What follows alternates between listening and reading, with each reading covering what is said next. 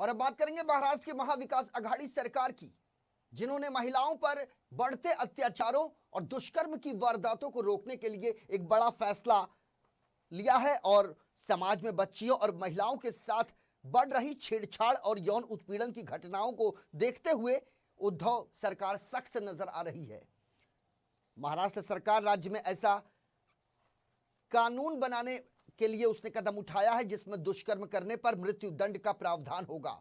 इसके लिए कैबिनेट से शक्ति एक्ट बिल को मंजूरी मिल गई है और जल्द ही इसे विधानसभा में पेश किया जाएगा। गृह मंत्री अनिल देशमुख ने कैबिनेट की बैठक में कहा कि मंत्रिमंडल ने बैठक में शक्ति एक्ट विधेयक के मसौदे को मंजूरी दे दी है। इस विधेयक में दोषी पाए जाने पर आरोपी को मृत्युदंड, आजीवन कारावास और भारी जुर्माना समेत कई सजा और जुर्माने की व्यवस्था की गई है। इस अधिनियम में प्लास्टिक सर्जरी और चेहरे के पुनर्निर्माण के लिए एसिड अटैक पीड़िता को तकरीबन 10 लाख रुपए की राशि मुआवजे के तौर पर देने की बात कही है और दोषी से जुर्माना वसूलने की बात कही है। उन्होंने कहा कि शक्ति एक्ट के तहत रेप के मामलों की सुनवाई विशेष अदालतों में होगी और पुलिस को 15 दिनों के भीतर चार्जशीट दाखिल करनी होगी।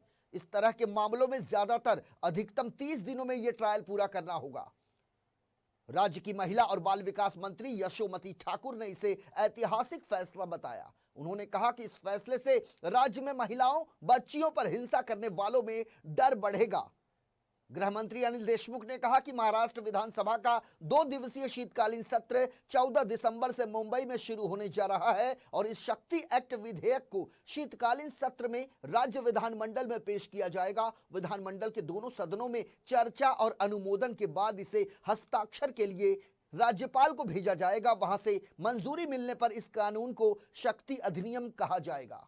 अनिल देशमुख ने कहा, यह अधिनियम महिलाओं और बच्चों की सुरक्षा देने वाला पहला विधेयक साबित होगा।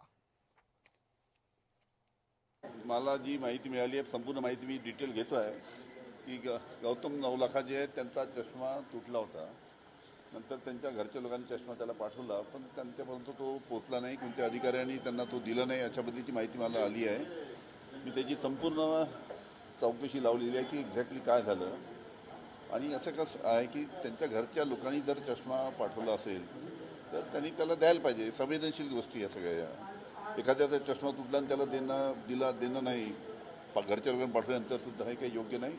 मी त्याची संपूर्ण चौकशी करील आणि जो कोणी अधिकारी त्याच्यामध्ये दोषी असेल त्यांच्यावर आम्ही कारवाई करू। दिशा कायद्याच्या संबंध दिशा